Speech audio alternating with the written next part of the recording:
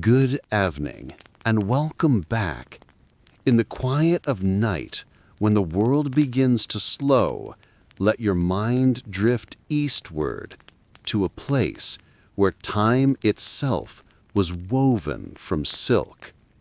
Before there were trains or ships that crossed oceans, before the hum of engines and cities filled the air, there was a road that was not just one path, but a vast web of trails, stretching thousands of miles across mountains, deserts, and valleys, a living thread connecting the heart of China to the edges of Europe. They called it the Silk Road. As always, I'd love to know where are you listening from and what time you are now, down below in the comments. I love seeing where everyone's tuning in from. Whether you're settling in for the night or just curious about where these legends came from, I'm glad you're here. Don't forget to subscribe and share it to someone who loves it too. The Silk Road was never truly a single road. It was a tapestry of countless paths linking the empires of the East and the West, woven together by merchants, monks, and dreamers. Every traveler left a footprint, and every footprint told a story of gold and jade, of language and faith, of courage and wonder. As the moon rises above the endless dunes of the Gobi Desert, imagine the faint silhouettes of camels moving slowly under the starlight. Their bells ring softly, a rhythm that has echoed for over 2,000 years. The traders whisper to one another in many tongues, some from the lands of Han, others from Persia or the steppe.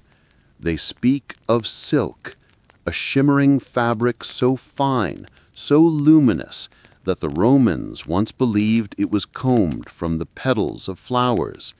Silk, the treasure that gave this road its name. Born in the ancient valleys of China, guarded as a secret for centuries, it became the currency of beauty and prestige, a gift worthy of emperors. And yet, silk was only the beginning.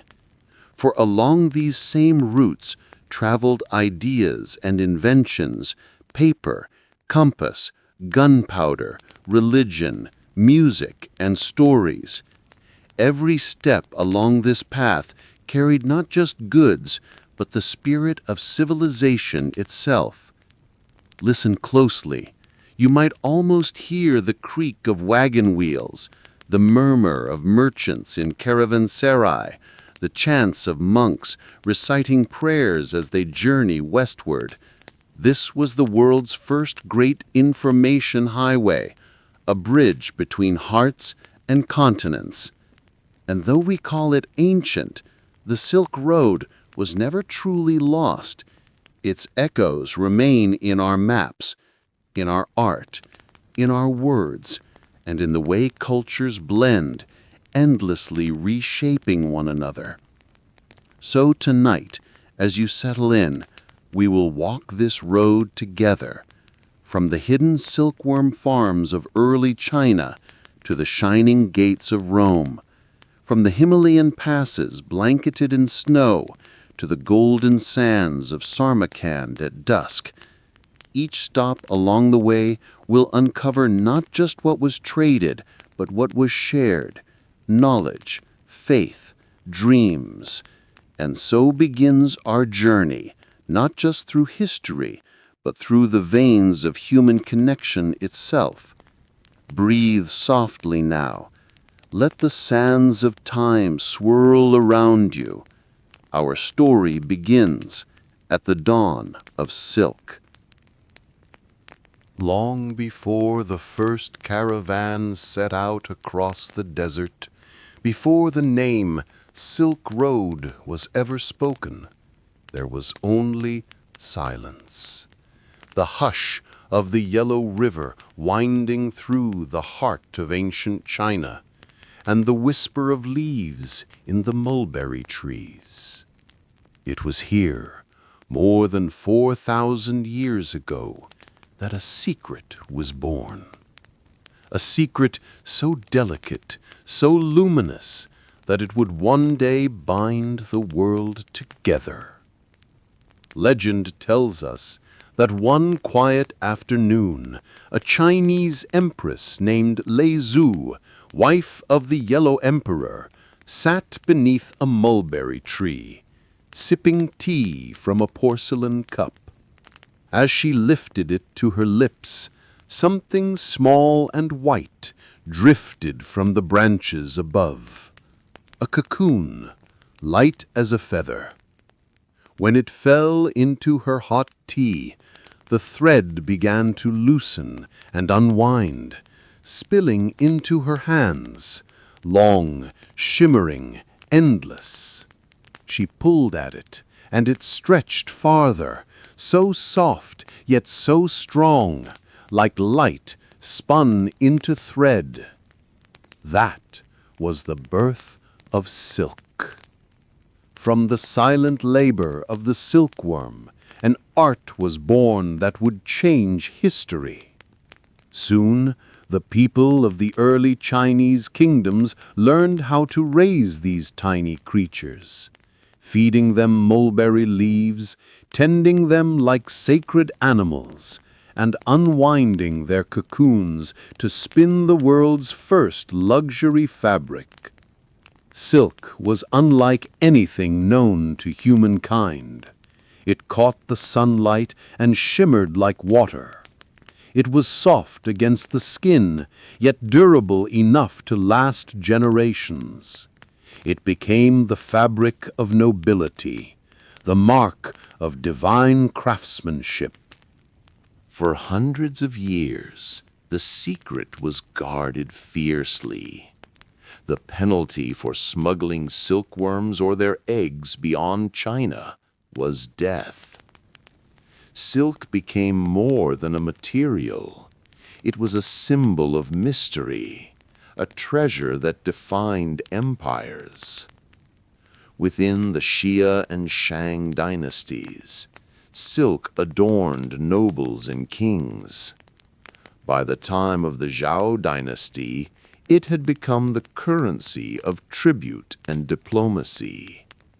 Scrolls were written upon it, banners waved from palace roofs, and gifts of silk sealed alliances. But nothing so precious could remain hidden forever. As the centuries flowed like the river itself, rumors of the cloth of light reached far beyond China's borders. In the distant lands of India, merchants whispered of a fabric that gleamed like moonlight. In Persia, kings sent envoys eastward to find it. And in Rome, senators would one day drape their halls with silk and wonder from what strange land it came. At first, the trade was small, merchants passing goods from one village to the next, each adding a few miles to the journey. But slowly, paths began to form, worn into the soil by the hooves of horses and camels, by the feet of men who carried dreams of profit and discovery. These were not yet the grand silk roads of legend, but the faint beginnings, threads of curiosity weaving east and west. Imagine the early traders, their wagons creaking with goods, spices, jade, bronze, lacquerware, and silk, moving through forests and plains, across rivers and valleys. Each encounter brought new languages, new gestures, new faces. A handshake here, a trade there, and the first stitches of a global tapestry were sewn. In these early centuries, the world was not yet connected, but it was awakening. China was rising under the Han Dynasty. India flourished with its kingdoms along the Ganges, and Persia stood as the gate between East and West. Each empire looked beyond its horizon and began to sense there was more. There were no maps yet, no clear names for the paths that wound across the wilderness.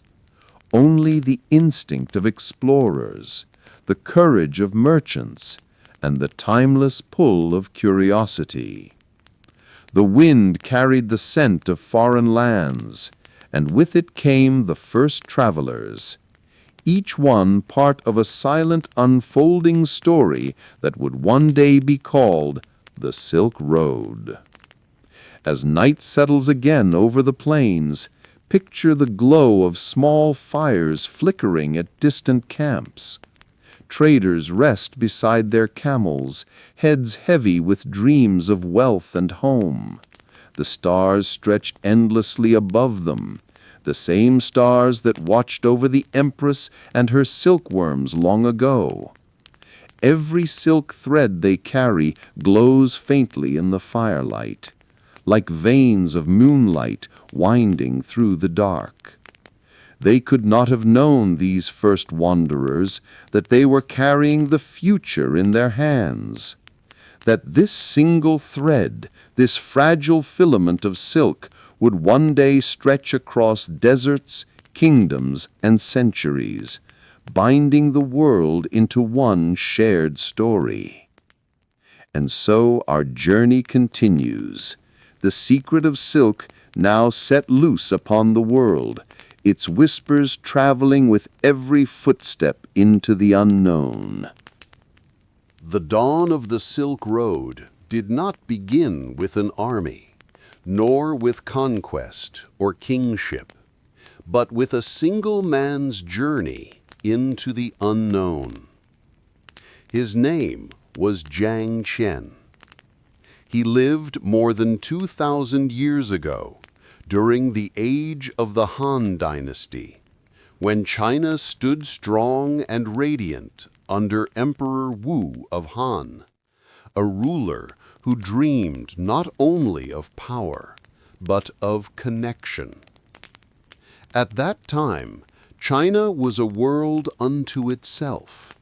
Its people tilled the fertile plains of the Yellow River. Its scholars studied the stars, and its artisans crafted wonders of bronze, lacquer, and silk. To the west, however, lay lands uncharted, mountains, deserts, and tribes whose names were only rumors whispered by travelers. Among these distant peoples were the Yuji, a powerful nomadic group said to roam the lands beyond the western frontier. Emperor Wu wished to reach them, to form an alliance against a fierce northern enemy, the Xiongnu. But no one in China had ever traveled that far.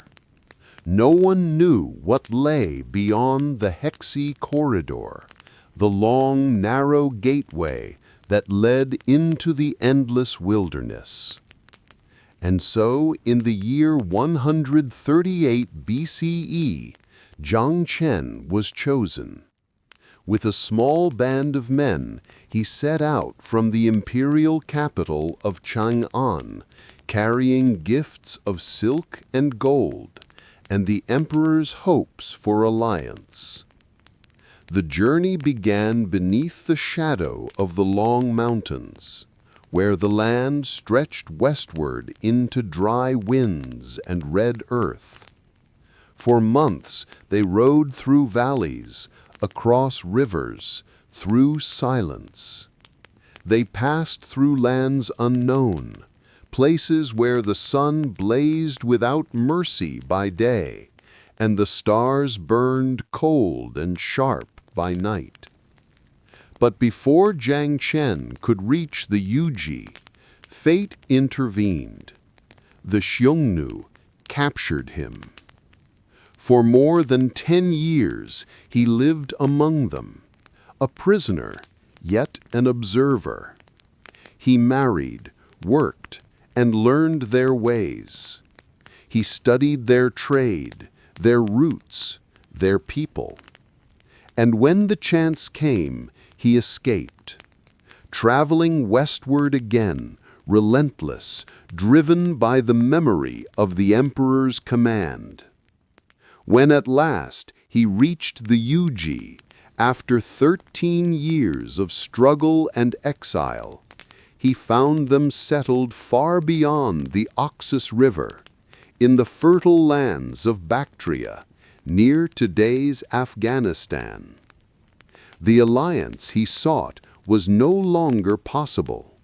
The Yuji were content, their days of war behind them. But Jiang Chen had found something greater: knowledge. He had seen new worlds and learned of lands rich in horses, spices, and strange goods. He heard of great kingdoms further west, Parthia, India, and even lands that touched the great western seas. To him, it was as if the edge of the earth had lifted, revealing that China was not alone, but part of a vast, living world. When Jiang Chen returned home after more than 13 years, his arrival was like the return of a ghost. He rode through the gates of Chang'an, his clothes worn, his hair streaked with the dust of foreign deserts, but his eyes still alight with wonder. He told the emperor of what he had seen, of kingdoms and trade routes that stretched beyond imagination, of goods that China had never known, fine horses, precious stones, grapes, pomegranates, and spices that perfumed the air. Emperor Wu listened, and a vision took hold. A network of paths, stretching from the capital of China, across deserts and mountains, through Central Asia and Persia, all the way to the lands of the Mediterranean. A road that could carry silk westward and return with treasures and knowledge from beyond. Thus began the birth of what we would one day call the Silk Road. From that moment, Chang'an became the beating heart of an empire, connected by trade. Caravans began to depart through the Hexi corridor, carrying bolts of silk, ceramics, and lacquerware.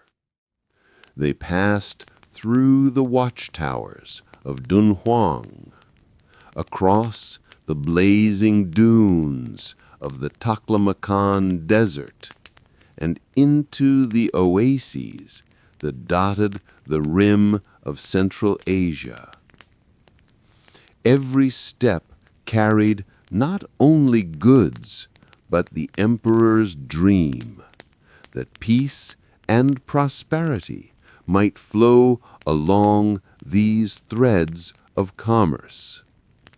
And while the journey was perilous, haunted by bandits, storms, and thirst, the promise of connection was stronger still.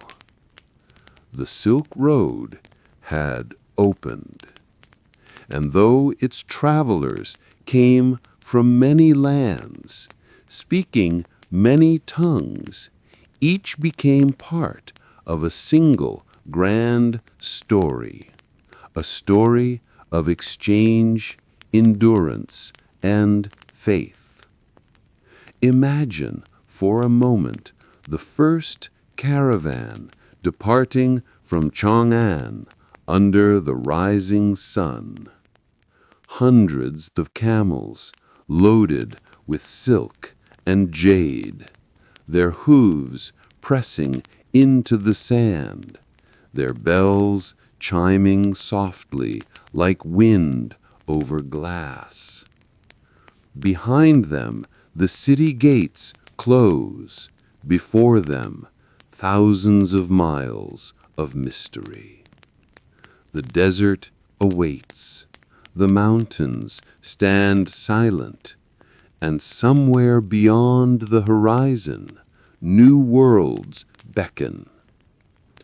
Zhang Chen's mission may not have forged the alliance he sought, but it opened something far greater, a pathway between civilizations, a golden artery through which the world would begin to breathe as one. Beyond the safety of the walled cities, beyond the lanterns and the laughter of Chang'an, the world stretches wide and unforgiving.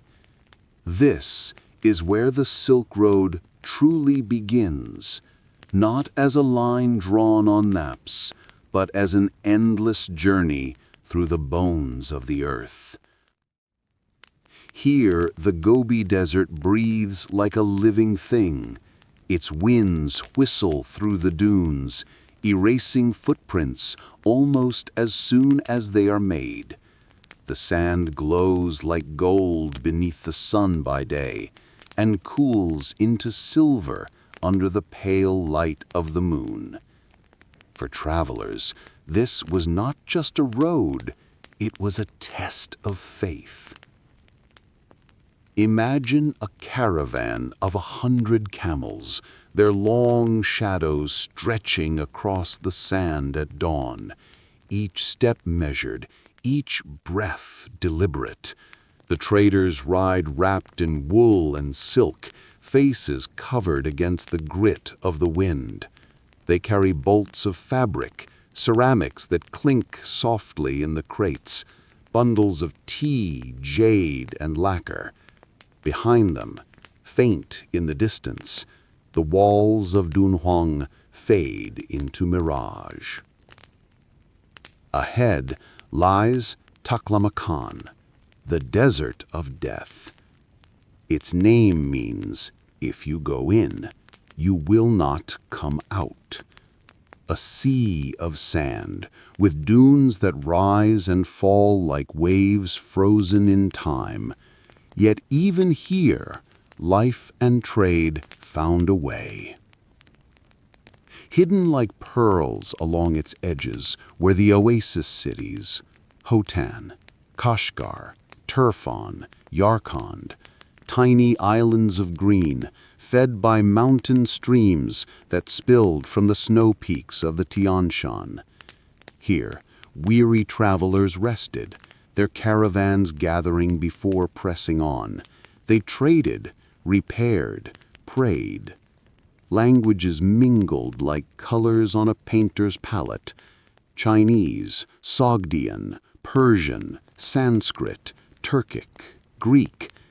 A single market might hold spices from India, silver from Persia, horses from the steppes, and scrolls inked in forgotten scripts.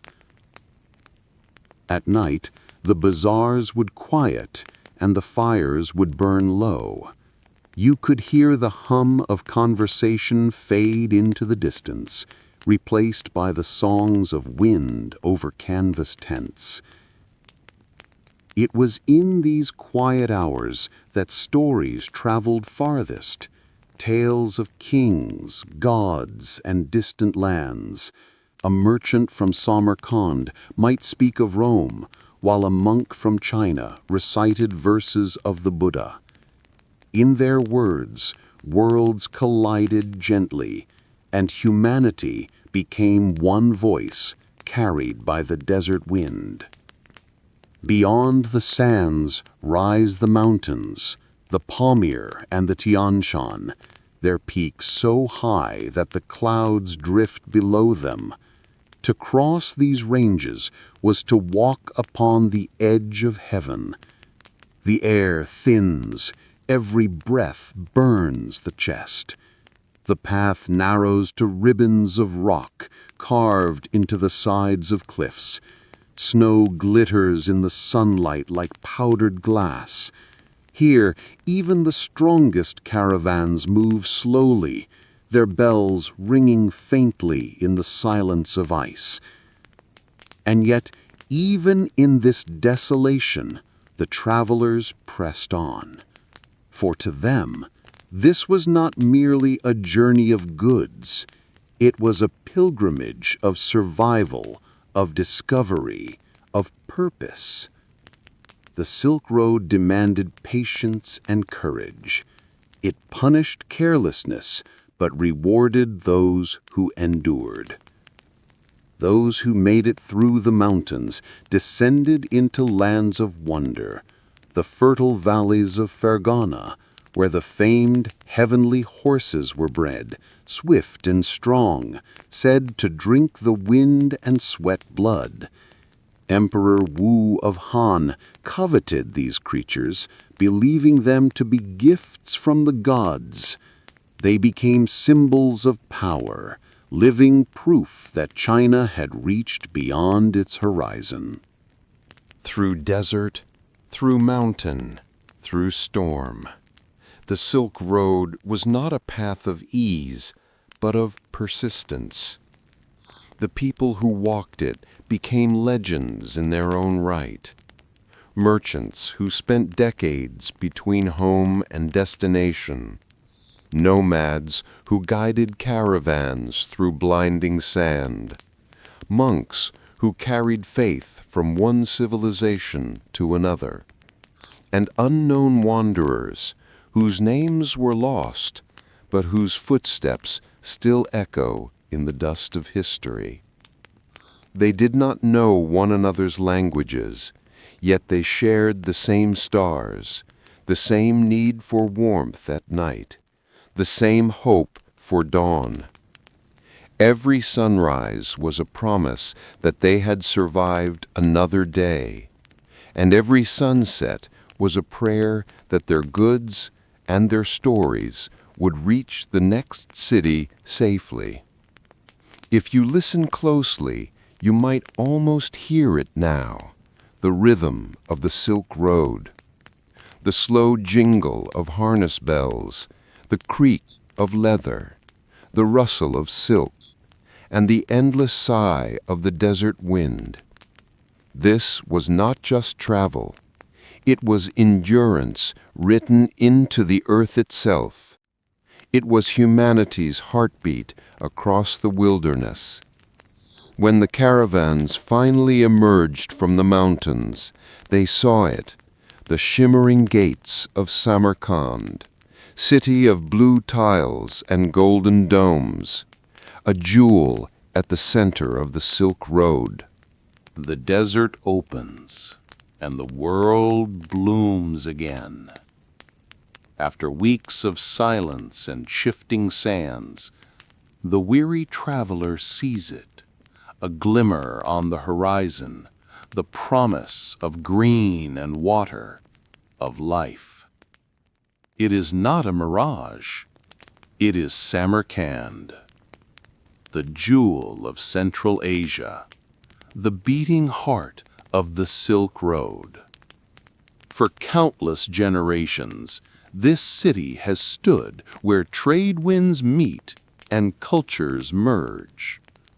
Caravans from the east arrive bearing silk and porcelain. From the west come glass, silver, and scrolls of philosophy. From the south, spices and jewels. And from the north, furs and amber. Here, under turquoise skies and domes of blue tile, the world gathers to speak, to barter, to dream. Long before it became a legend, Samarkand was already ancient, founded by kings, conquered by empires, reborn time and again. By the time of the Silk Road's golden age, it was a city of wonder.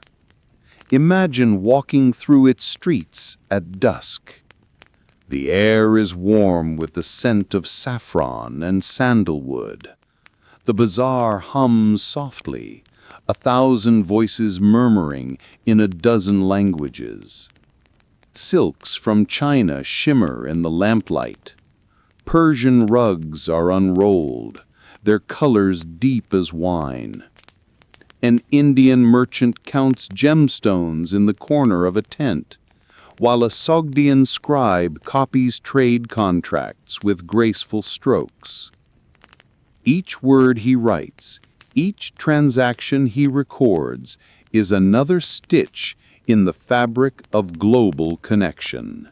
Here, people do not speak of borders, only of routes, caravans, and trust. A merchant's word is his passport, a promise more valuable than gold. To the west of Samarkand lies Bukhara, another oasis of civilization, its minarets rising like candles against the desert sky. If Samarkand was the market of the Silk Road, then Bukhara was its mind.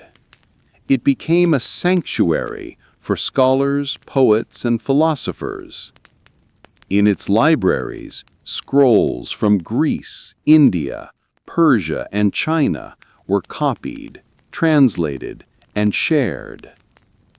Here, knowledge itself was traded, not for coin, but for the joy of discovery. Imagine wandering through the narrow lanes of Bukhara at night. The air is cool, perfumed by rose water. Oil lamps flicker along the walls of mud-brick houses. You can hear the distant recitation of poetry, the gentle pluck of a lute, and the quiet laughter of travelers sharing stories. The Silk Road was never only about goods. It was about exchange, of art, of thought, of spirit. In Bukhara, a Buddhist monk might meet a Persian astronomer. A Christian trader might share a meal with a Chinese scholar. And under the same sky, they would speak not as strangers, but as travelers, bound by the same road, guided by the same stars. Farther east, the road bends through Kashgar, a crossroads city pressed between the mountains of the Pamir and the sands of the Taklamakan. It is a place of contrasts, snow-capped peaks above, sun-baked plains below. Here, caravans from China and Central Asia meet and mingle. In Kashgar's market, you could find anything. Silks dyed in the colors of dawn, Persian metalwork engraved with dragons, spices that fill the air with warmth and fire, and over it all, the sound, bells, laughter, haggling, and somewhere in the distance, the call to prayer echoing from a tall minaret. Each oasis city along the Silk Road was like a heartbeat, a rhythm that kept the road alive. They were sanctuaries of rest, where travelers found food, water, and safety. But more than that, they were crucibles of culture. Ideas mixed like spices in a pot, languages blended, religions intertwined, and art took on new shapes. Chinese dragons found their way onto Persian silk. Indian lotus patterns bloomed in Central Asian mosaics, and Greek artistic realism merged with Eastern symbolism, creating something entirely new, a shared human expression that belonged to everyone and no one alone. By night, the cities slept under a blanket of stars, their towers casting long shadows across silent streets. But even in the stillness, you could feel the hum of the Silk Road, a quiet pulse that stretched from east to west. Somewhere, a caravan was always moving. Somewhere, a new story was beginning. And though the distances were vast, the hearts of these cities beat together, connected by invisible threads of silt, of memory, of hope. The road stretches westward. Beyond the mountains of Central Asia, the world opens into vast plains and golden deserts, lands of empire, faith, and fire. This is Persia, the heart of the ancient world's crossroads. For centuries, Persian kings ruled lands that connected east and west, from the valleys of the Indus to the shores of the Mediterranean. Their cities, Ecbatana, Persepolis, and Ctesiphon, shone like jewels in the desert sun.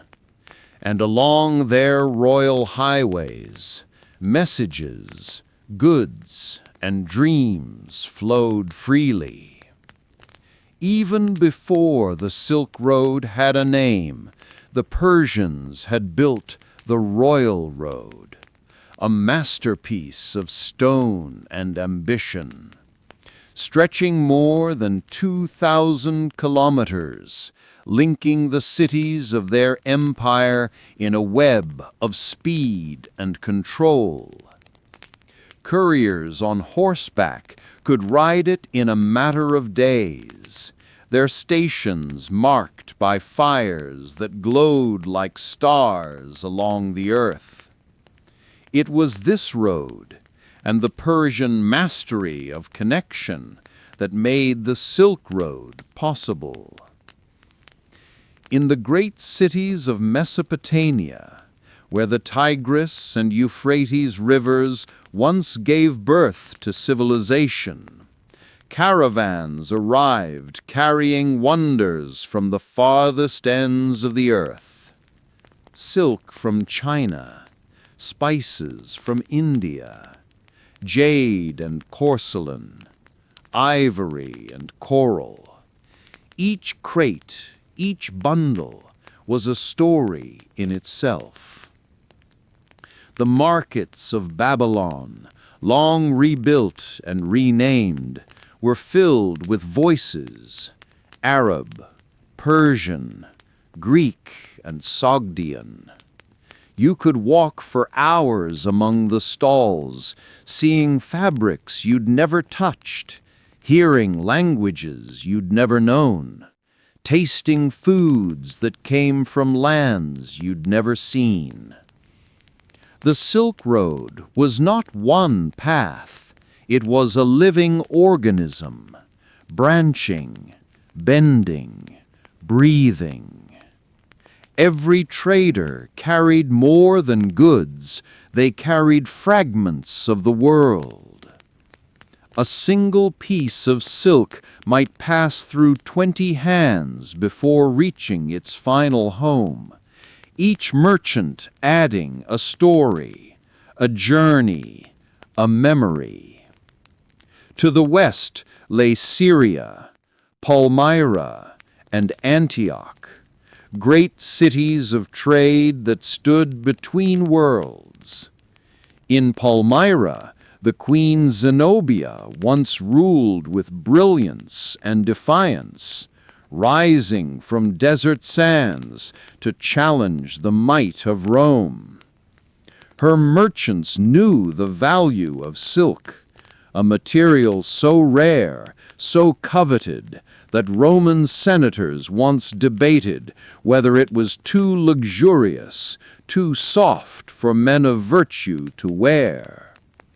But even their moral arguments could not stop the allure. By the time the caravans reached Rome, silk had become the very symbol of power.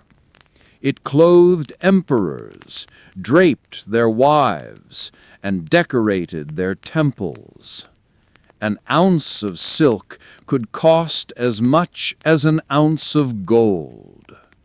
Romans wondered endlessly, who were these mysterious seers, these people of silk from the distant East? They had never seen them, never known their language, only the treasures they sent across the world. Yet what truly passed along the Silk Road was not wealth, but understanding. From the East came ideas that reshaped thought. Buddhism spread across Central Asia into China. From the West came philosophy, sculpture, and science. The echoes of Greece and Rome carried eastward in trade. Persian astronomers studied Chinese star maps. Indian mathematicians learned from Babylonian geometry. Art from one world appeared in temples of another. A Roman glass cup might be found buried in a Han tomb.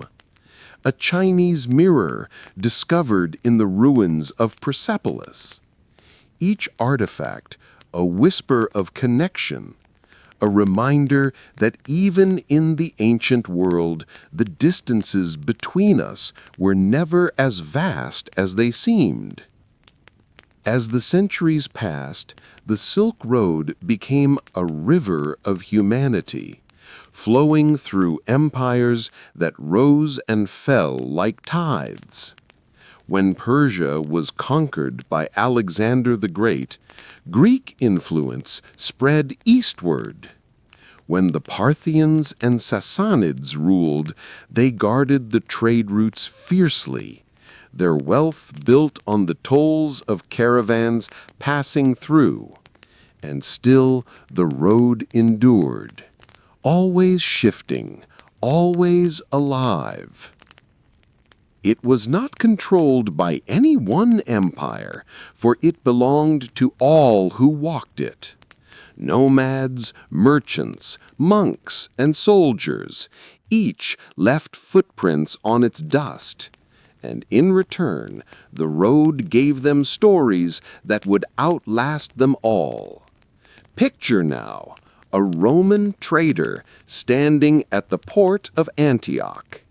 He holds in his hand a bolt of silk, thin, soft, and shining in the morning light. He does not know where it came from, only that it traveled through mountains, deserts, and 100 hands to reach him. To him, it is a miracle. To us, it is a map of human connection. And somewhere, far away, a Chinese weaver in Chang'an may be spinning another thread, unaware that her creation will one day wrap around the shoulders of an emperor half a world away. That is the beauty of the Silk Road. It was not built by kings nor guarded by armies, but woven quietly by countless ordinary lives. As the desert night falls again, the fires of a caravan camp flicker in the distance. Camels kneel in silence. The stars stretch endlessly above Persia, the same stars that watched over China and Rome alike. The Silk Road was never only a road of silk. It was a road of souls. Across the deserts, through the mountains, beyond the reach of empires, something invisible traveled, softly, silently, from heart to heart, from one civilization to another. Not goods, not gold, but belief. It began with Buddhism. In the shadow of the Himalayas, monks and pilgrims set out from India, their robes simple, their hearts steady. They carried no weapons, no banners of conquest, only scrolls of scripture and the gentle wish to ease human suffering. As they journeyed northward, their words took root in foreign soil. Through the Kushan Empire, Buddhism crossed into Central Asia, finding homes in the cities of Bactria, Sogdia, and Khotan. And along the way, it began to change. Indian symbols merged with Persian art. Greek styles shaped the faces of Buddha statues, calm, human, radiant. By the time the faith reached China, it had transformed into something new, still the same in spirit, yet wrapped in the beauty of many cultures. In Don Huang, monks carved temples deep into the cliffs, their walls painted with stories of compassion and rebirth. Candles flickered in the dark, casting golden light upon images of travelers and saints. Outside, caravans passed, and from the dust of their wheels, faith continued to spread. But Buddhism was not alone on this road. Alongside the monks came Zoroastrians from Persia, carrying their sacred fire, symbol of purity and truth. They built temples in oasis towns, tending the eternal flame that represented the divine light. Their prayers mingled with Buddhist chants, each echoing the same human yearning for peace, for meaning, for connection. Soon came the Manichaeans, followers of a prophet named Mani, who dreamed of uniting all religions into one truth. His teachings, born in Persia, spread along the Silk Road like light on water. They spoke of duality, of good and evil, of light and darkness. And though his faith would one day fade, his ideas flowed onward, influencing thinkers across the world. Then from the West came a new voice, a faith born in the deserts of Arabia, Islam. By the 7th century, Muslim traders, scholars, and travelers brought more than goods to the Silk Road. They brought books, science, medicine, astronomy, mathematics, and the words of the Quran, carried not by armies, but by merchants and teachers. In the markets of Samarkand and Bukhara, mosques rose beside Buddhist stupas and Zoroastrian temples. The call to prayer echoed across the same valleys where monks once chanted their sutras. The Silk Road became a mirror of the world, a place where beliefs coexisted, overlapped, and sometimes blended. A traveler could walk 1,000 miles and see 100 gods, and yet feel the same reverence in every shrine.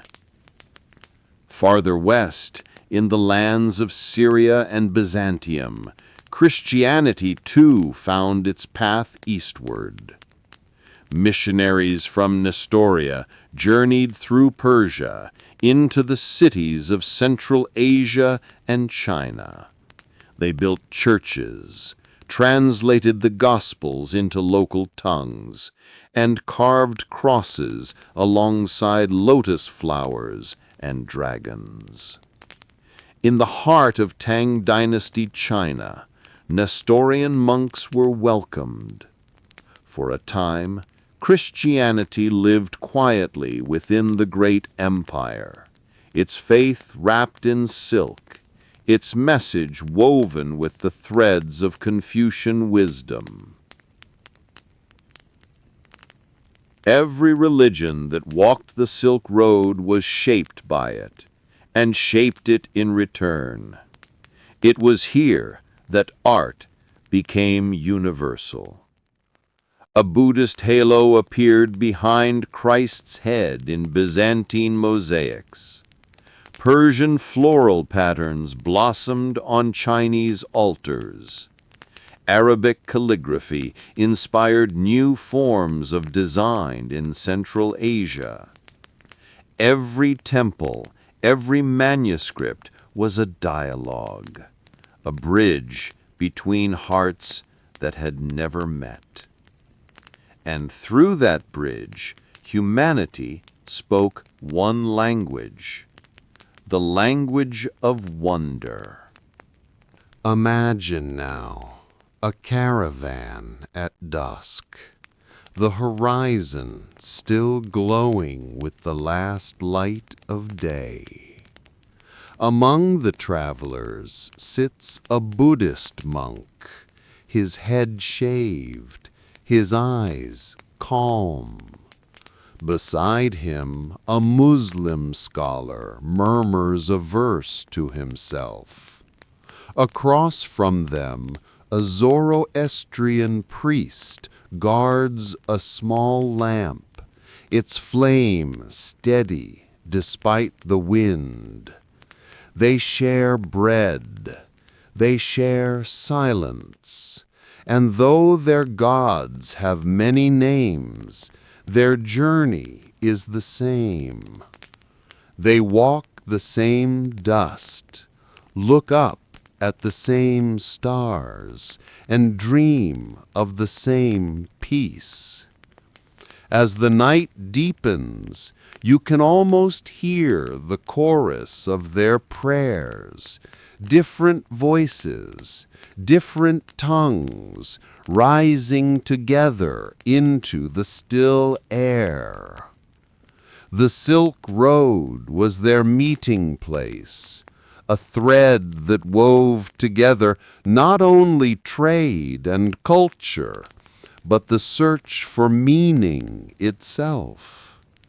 It showed the world that faith does not need borders, that wisdom travels best not with armies, but with open hearts.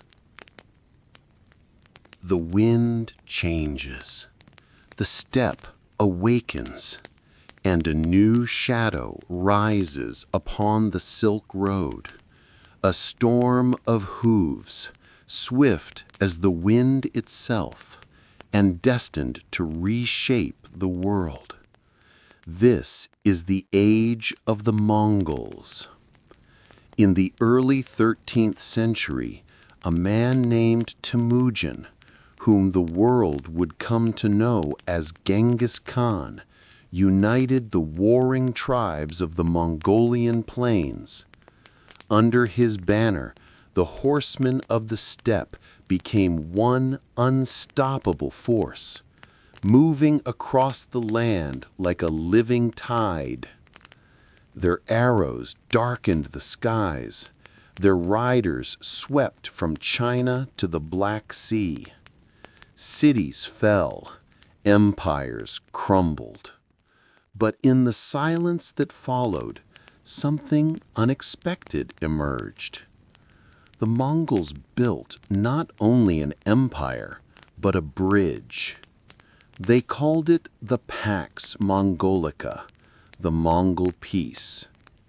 For nearly a century, a vast portion of the Silk Road lay under their protection. From the coasts of China to the plains of Hungary, a single system of rule allowed merchants and travelers to move farther, faster, and safer than ever before in history. Caravans, once threatened by bandits, now traveled under the watchful eyes of Mongol patrols. Post stations were built every few miles, where fresh horses and supplies awaited the weary. Messages and goods crossed the continent in mere weeks instead of months. For the first time, the Silk Road became what it was always meant to be, a true artery of the world. From Karakoram, the Mongol capital, orders flowed to every corner of the empire. Mongol riders carried silk and silver, porcelain and paper, spices and stories. But among all the travelers who rode the Silk Road in that age, one name still echoes through history: Marco Polo. He was just 17 when he left his home in Venice, a young merchant filled with curiosity. Together with his father and uncle, he journeyed eastward, through the Middle East, across Persia, over the Pamir Mountains, and into the heart of the Mongol Empire. What he found there was beyond imagination. At the court of Kublai Khan, grandson of Genghis Khan, Marco Polo entered a world of shimmering beauty and strange wonder. The great Khan's palace in Khanbailik, now Beijing, was a city of marble and silk, where the floors glistened with gold leaf and the air was scented with incense. Elephants carried treasures from India. Arab scholars read from their books of science and stars. Chinese engineers demonstrated gunpowder and printing. Persian architects designed gardens of perfect symmetry. It was a world where East and West met not in war, but in conversation. For 17 years, Marco Polo served the Khan, a messenger, a diplomat, an observer of the greatest empire of his age. When he returned to Venice, he carried more than silk and gems. He carried stories. His tales of dragons and emperors, of black stones that burned like fire, coal, and of paper money that carried more power than gold, captured the imagination of Europe. Some believed him, others called him a liar. But his book, The Travels of Marco Polo, opened the Western mind to the far reaches of Asia and to the boundless possibility of connection. Through his eyes, the Silk Road became not just a route of trade, but a bridge of understanding, a mirror through which East and West saw one another for the first time. Under the Mongols, new ideas surged across continents. Chinese gunpowder reached Europe. Persian astronomy entered Chinese observatories. Muslim scholars brought mathematics and medicine into new lands. Art, music, and languages mingled freely. And at every stop along the road, cultures absorbed one another like dye in silk. Even disease traveled the same path. For when all the world is connected, the threads of prosperity and peril intertwine. In the mid-14th century, traders unknowingly carried a new and deadly passenger, the Black Death. From the ports of the East to the cities of Europe, it spread like wildfire, claiming millions of lives. The very road that had united the world now revealed the cost of such unity. By the late 14th century, the Mongol Empire fractured. Cities that once glowed with trade fell to silence. New powers rose: the Ottomans, the Ming dynasty, the Timurid Empire of Samarkand. And though the Silk Road never fully vanished, its rhythm began to slow. Ships had begun to challenge caravans. The sea was calling, and a new road of wind and waves would soon carry the world's future. Yet, as the desert winds whisper through the ruins of Caravanserai, the spirit of the Silk Road remains. It was under the Mongols that humanity truly saw itself as one world, vast, diverse, but bound together by curiosity and courage.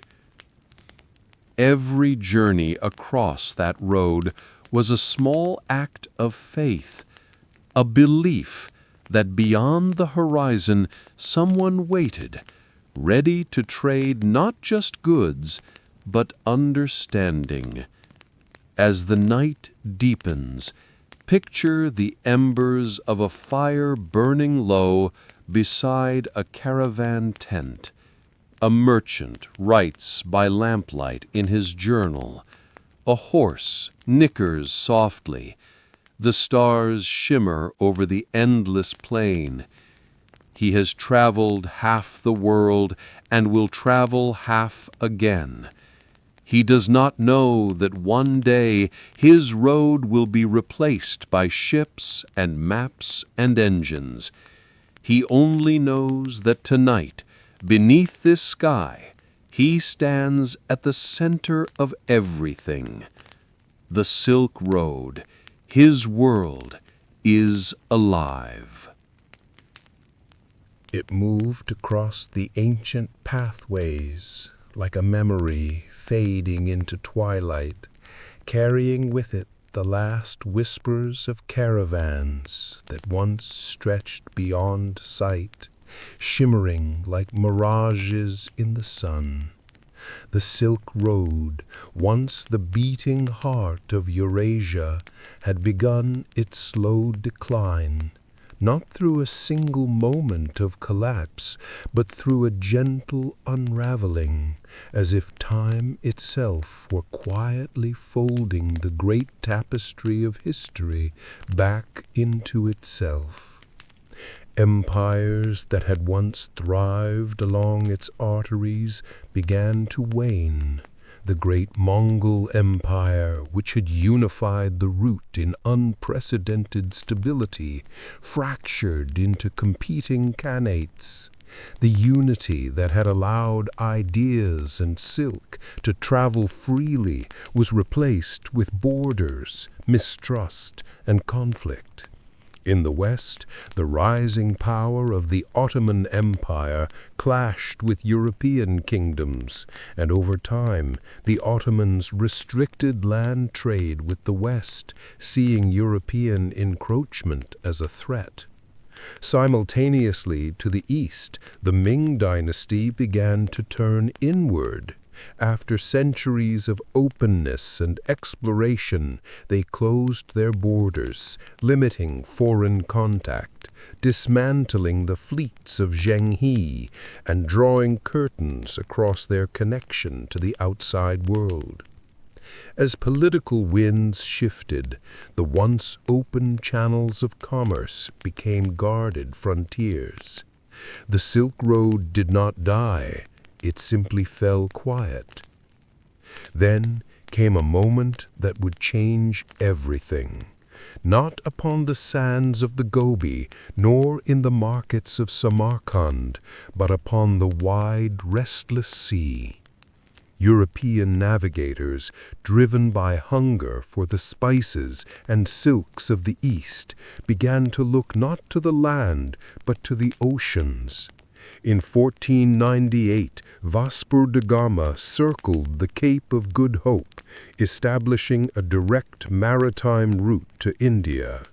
The Silk Road, once the sole artery between worlds, now faced a new rival, a pathway of winds and waves, faster, cheaper, and free from the taxes and dangers of overland empires. Caravans, once numbering in the thousands, dwindled. Cities that had been brilliant jewels of commerce, Merv, Dunhuang, Balkh, were left behind by time. Their streets, once bright with languages from every corner of civilization, fell silent beneath drifting sand. The luminous oases dimmed. The watchtowers became ruins.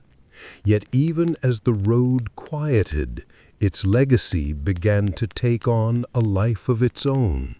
For though the goods no longer passed as they once did, the ideas had already been delivered. Paper had traveled west, giving birth to the printing press. Gunpowder had crossed continents, reshaping warfare. Buddhism, Islam, Christianity, all had flowed through its channels, forever altering spiritual landscapes. The Silk Road had already completed its work. It had stitched together the world, not through trade alone, but through transformation. And so, as time moved softly forward, the Silk Road did not vanish. It dissolved into memory, into culture, into bloodlines. The descendants of merchants, monks, and nomads continued to walk the earth, carrying within them the silent imprint of ancient journeys. In distant deserts, travelers still found shards of porcelain buried beneath the sand. In mountain passes, abandoned fortresses stood beneath drifting snow. In the DNA of millions, echoes of ancient mingling revealed that the road still lived beneath skin tones, in eye colors, in languages and lullabies passed from mother to child. The Silk Road had ceased to be a road and had become something far greater. It had become the invisible thread that connected humanity. For every journey taken along its path had been a journey not only across land, but across culture, faith, and time itself. 1,000 years of travelers had walked toward one another, unknowingly shaping a world in which no people would remain truly isolated again. And so, as we reach the final stretch of this long voyage, we find ourselves not at an ending, but at a vast, silent horizon, where the road, though unseen, continues onward inside us all. A road no longer made of stone and sand, but of memory, legacy, and the quiet truth that the world has been one far longer than we have understood. And now, as the stars rise over the empty caravan routes, the Silk Road rests not as a path to be walked, but as a story to be remembered, a story that still whispers across the sands of time.